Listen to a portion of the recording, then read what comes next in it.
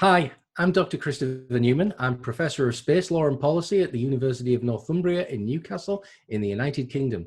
I'm also International Space Law Advisor for Cold Star Technologies. I listen to the Cold Star Project. This show is for entertainment purposes only and is not intended to be what is termed professional advice. The Cold Star Project is proudly presented by the Operational Excellence Society. Cold Star Tech is a supporter of the OPEX Society, and Jason Kanigan is a member of its board of advisors. Talk with us at Cold Star Tech to find out more about the OPEX Society and what we can achieve together in your organization, or just visit opexsociety.org. Thanks for joining us for today's show. Today I'm really excited to bring you Peter Thorpe. He is the owner of Peter Thorpe Design since 1975, almost as long as I've been alive. Guy's got a lot of experience. And he was also creative director of the Space Frontier Foundation from 1988 to 2008, so he has great experience in the space industry. And I really enjoyed meeting with him. I don't often get the chance to meet up in person, but Peter happens to live in the Asheville area, which I also live in. So this is a really fun episode. We have a lot of images to share. If you're listening to this, I always link down in the description if there's some sort of photographic evidence or something that I want you to look at.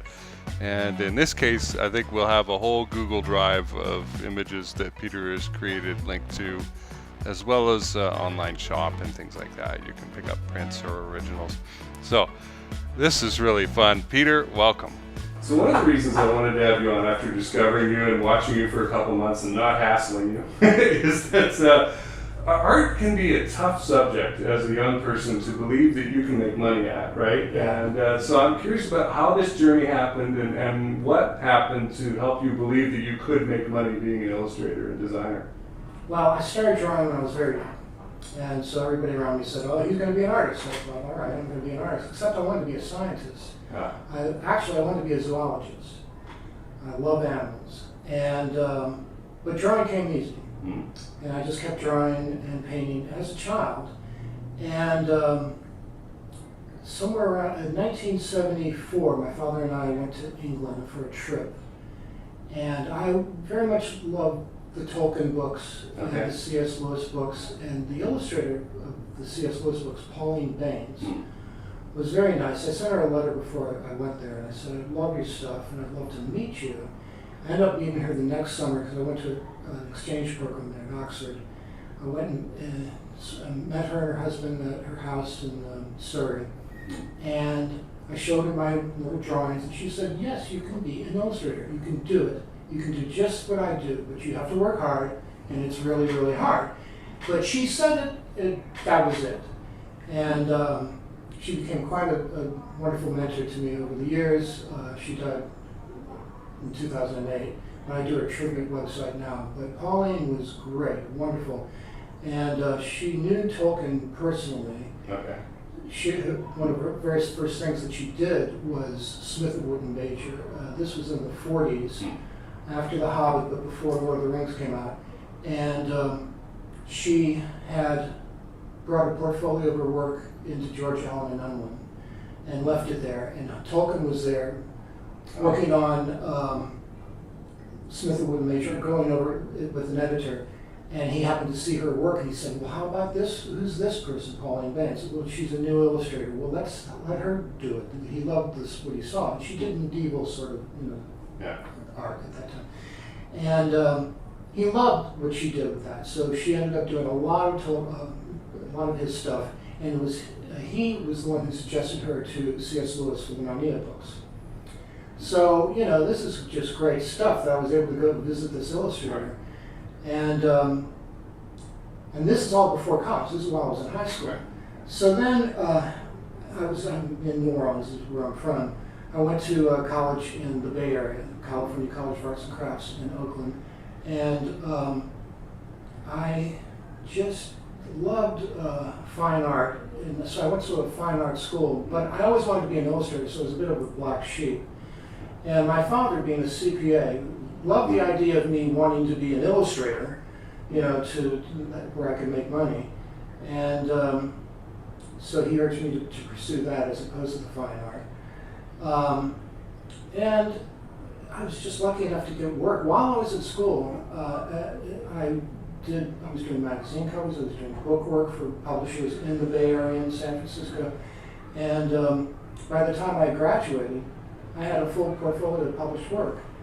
And I was going to stay in San Francisco, but a buddy of mine who had graduated a year ahead of me went to Los Angeles, and he had spent a year there trying to do publishing, and he wasn't getting too much work. And so he called up one day and he said, listen, I'm moving to New York City. If you'd like to go to, both of us going would be a lot better than just one. We could help each other out, rent a place together. Well, the day before, my girlfriend dumped me. And so I don't know this part. and so I said, sure. He goes, no, I'm serious. I said, sure, let's do it. And then I told him that I had broken up. And he goes, I tell you what, I'll call you tomorrow morning. If you still say yes, we'll do it. So he called up the next day, and I said, yeah, I want to do this. So on a whim, off to New York City. And I'd never been there before. And he's like, oh my God. But we had good portfolios. He had a year's worth of work from LA stuff, and I had all my stuff. And within just a few months, we were getting work. And one of my strengths, I consider it to be simple, but I'm good with type. I've always felt at ease working with type. And so I went to publishers, and I said, look, I can work with type, and I can do illustrations. And usually, at that time, they would job out the illustration to one person and the type to somebody else. And to have somebody that could do them both was a plus. Yeah. So I started getting work right away at the publishers. And before I knew it, I was just doing tons of book work. I've done hundreds of book covers over the years. And I've been lucky to work on bestsellers and stuff of that nature. So, yeah, but I wanted to be an illustrator even though I like to fine art. Early on, I wanted to do what Pauline Baines did and my heroes. So from the data points that I've seen from your bio, you moved around a bit, right? You know, New Orleans, LA, California, New York, and then now you're in Asheville. Yeah. Was that necessary, do you think, for your career, and especially in today's age where everything's remote? Most of the work that I do is remote. I left New York City to move in with a girl from Connecticut. And that lasted 3 years. And then after that broke up, I thought, well, I'm an only child, and my folks were in North Carolina. They were in Pinehurst, actually. Okay. But they were getting old, and they needed help. And I said, well, instead of going back to New York City, I'll go down there. At that point, I had so many clients I could work remotely. It was, you know, and I was on the computer at that point. We're talking 1998. Yeah, a lot of the options you guys have today just were not available. 1980 or something. Right. Yeah. So yeah, when I moved to New York City, it was 1980, and I was doing paste ups, you know, mechanicals by hand, cutting and pasting. And by the time I left, everything was on the computer. So I made that transition. And then in Connecticut, I was doing stuff remotely anyway. So when I made the decision to come down to North Carolina to be near my folks, it was pretty easy. I didn't have to be in New York. But I must say, New York was wonderful. I kind of wish, in a way, that I'd stayed there longer, not done Connecticut, but that's the way it goes. Yeah. Do you miss the winters? Well, in New York City, I lived in Manhattan. Okay. And it didn't really matter that much. You know, I mean, I was on Park Avenue South, and there was a subway station a block away from me, or a cab, you know, you go right in the subway, into a cab, get off, get into another building. I mean, you know, you don't spend that much time outside. Yeah. Huh. Connecticut was quite an eye-opener for me, especially since I hadn't ever even seen snow until I moved to New York City. Huh. But, yeah, growing up in New Orleans, you don't see snow. Right. Yeah, and there was none in the Bay Area. Anyway, so I spent some time in Pinehurst, first couple of year and a half, but it was just, you know, it's a golf world, and I don't play golf, and I had friends here in Asheville, so I finally decided I was just to see the folks by driving the 4 hours back and forth every few weeks, which I did a lot of. I've driven back and forth across the state about 150 times. They passed away quite a few years ago, but while they were alive, I was going back and forth quite a bit. And yeah, so that's why I came here, basically, because of the folks. Yeah. I know all about driving back and forth across the state, east to west. North to south is not so bad. So let's talk about your connection to the space industry then. You mentioned to me that you attended the first adult space camp in 1985. Let's talk about what that experience was like. I know it was a long time ago, but what you remember about it and how it affected you. I had always been interested in space from when I was young, and my first introduction was Robert Heinlein, his juveniles. I loved that stuff, and I loved his philosophy and everything. And even through college, I was reading his stuff and everything. So I kept up my interest in space. And when I read I don't even know where, that they were going to have an adult space camp, I thought this will be fun. And so I went and did it, and it was great. I mean, we were just a bunch of nerdy, Star Trek kind of loving people, but some of these guys were pretty serious, and I kind of fell in the crowd of a bunch of guys that were fairly serious but fairly fun-loving. We'd go to the bars afterwards, and it would just be a blast. And it lasted only like 4 days, but it was just a great experience to do it, and we had our jumpsuits, and it was like play, And so I come back, and that was November of '85, and in January of '86, the Challenger blew up. Right. And I sat, and I was watching it live, they only ran it on C-SPAN, I think. And I knew exactly what happened right away. And I was like, oh no, this is going to kill the space program. And I said, no, I got to do something. And so I called up National Space Society in Washington, D.C. I found out about them. I said, look, I'm in New York City, what can I do? And they said, well, there's an organization there called L5 New York City. And it's run by a guy, Rick Tomlinson, and they meet on the aircraft carrier Intrepid. Well, that alone was great. I'm going to go to a meeting on an aircraft carrier, hell yeah. And so, you enter on the hangar deck, and then you go up to a ready room, and he's like in the head, Rick is there in the head of the ready room, and we're talking and all, and we just hit it off really well. And I brought my portfolio, my book cover portfolio with me, which shows no space stuff whatsoever. And I said, I don't know how this translates, but if I could help, I can do this. Maybe I could do similar things for you. And he's like, yes, let's do it. And he and I became great buds. And then a couple years, I did stuff for L5, for some other small things that he was working on. And in 1988, he and a few other people formed the Space Frontier Foundation. And their basic push was for free enterprise space as opposed to government space. They didn't want to destroy NASA, but they wanted to put NASA in its place. They felt that NASA wasted tons of money, took forever to get stuff done, give it to free enterprise. And I became their creative director and did that for 20 years until 2008. This is the Space Frontier Foundation, Space Frontier which still Foundation exists.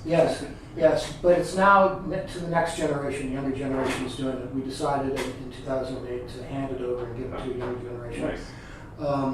But during those 20 years, I went to tons of conferences in DC and LA, various places, and also in New York, and met a lot of very interesting people, including Elon Musk, lots of interesting astronauts like Al Bean and Buzz Aldrin, and interesting authors, Ben Bova, Spider Robinson, all these interesting people, and picked up on their enthusiasm.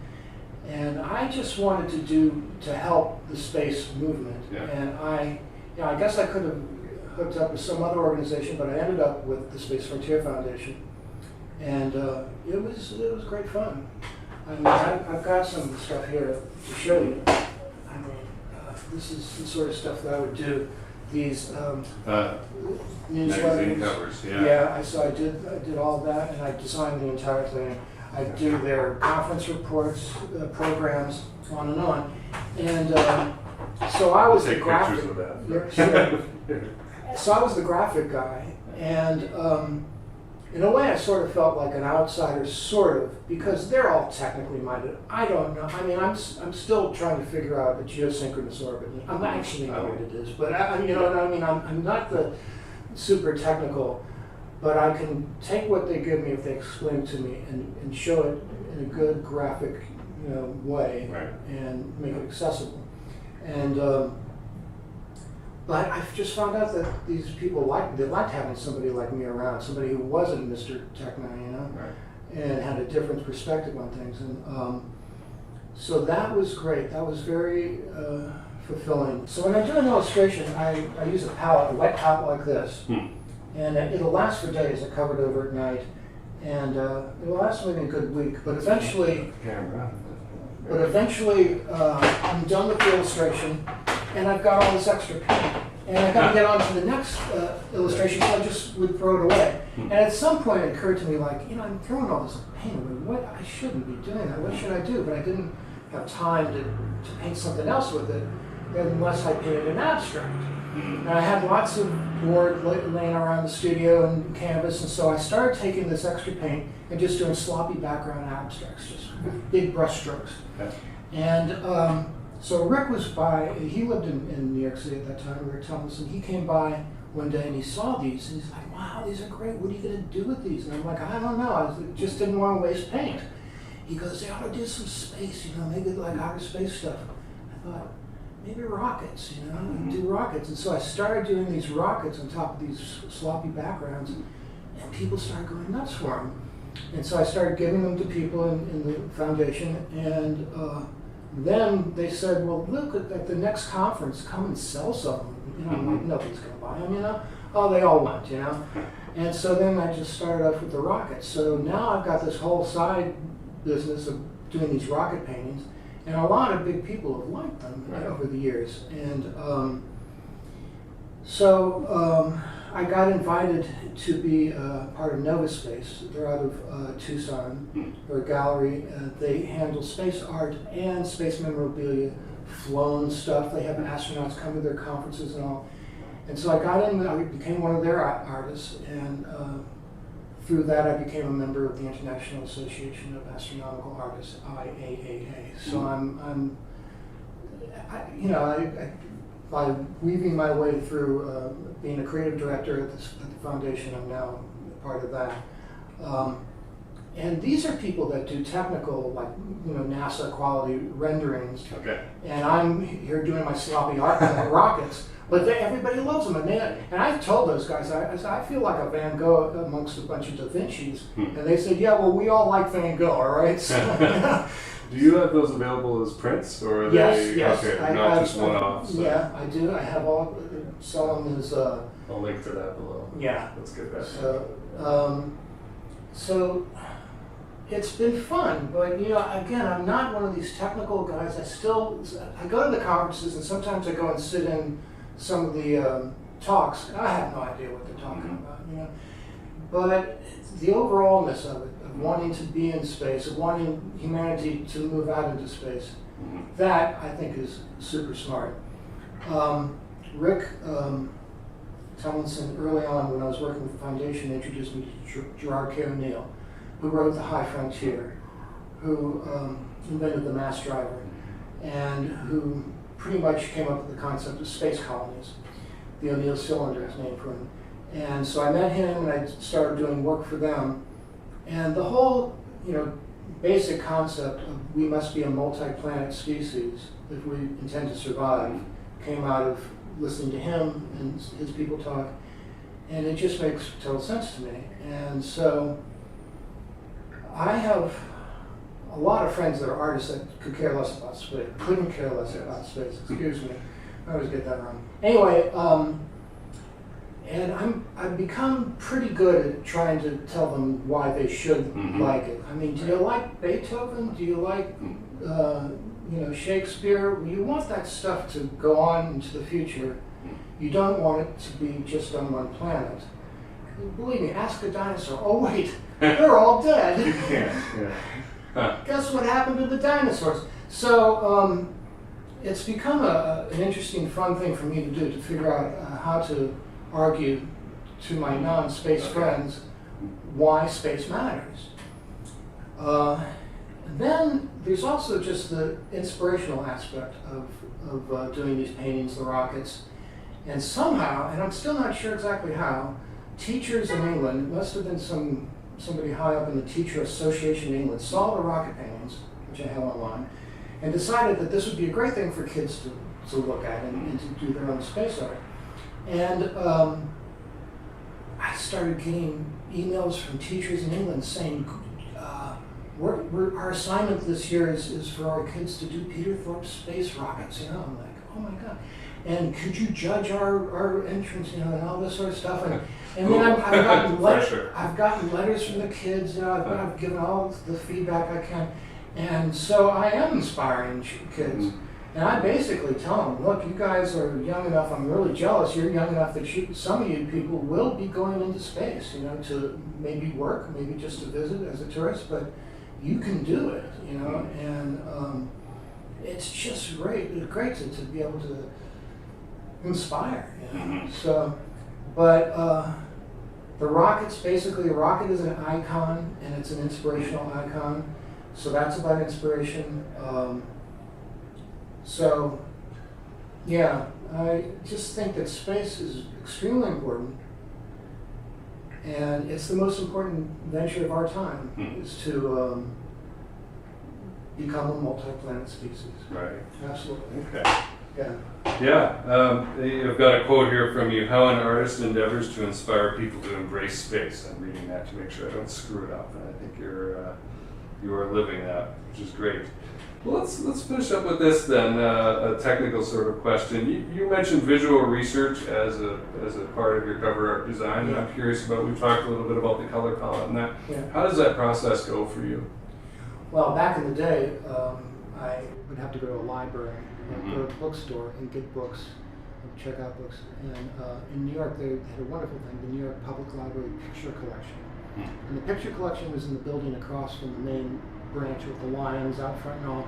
Yes, you go into this building on Fifth Avenue, you'd go up, I think it was the 4th floor, and you'd say, I want a two-headed llama. And they'd have artwork and photographs, if there were photographs of two-headed llamas, and you'd use that as reference. But you want visual reference. You want to see which, if you get an assignment to do a book cover that's in Peru and it has something to do with llamas, you've got to have a llama on the cover, and it's got to be correct. So the research is very important. Yes, we're on a busy street here. So doing the research was quite important when I was working for the publishers. And, you know,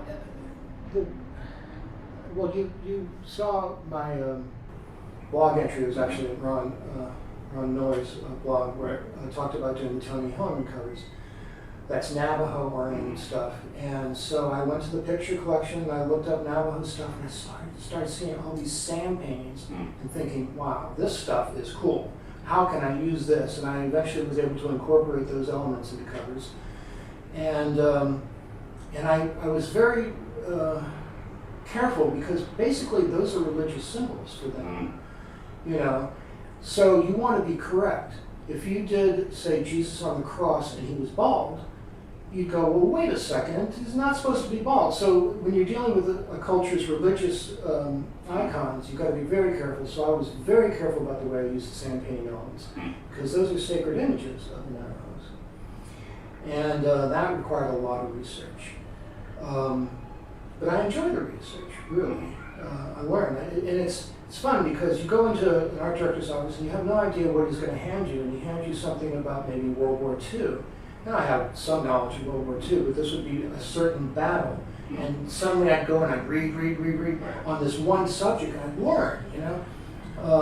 I did a Len Dayton cover that dealt with, it's called City of Gold, and dealt with Rommel's campaign in Northern Africa. Learned all about that just through the research.